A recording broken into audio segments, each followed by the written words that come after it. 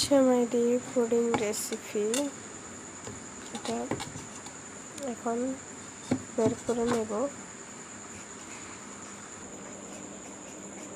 থালার মধ্যে সেট করে নেব আর কি।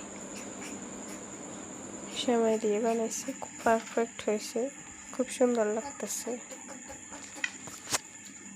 এখন কাটবো।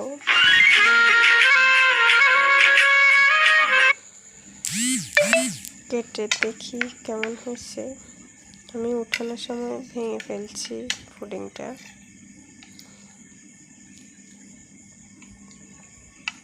কেমন হয়েছে আমার পুডিংটা জানাবেন।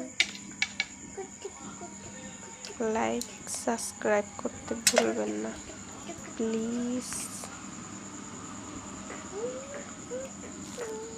সেমাই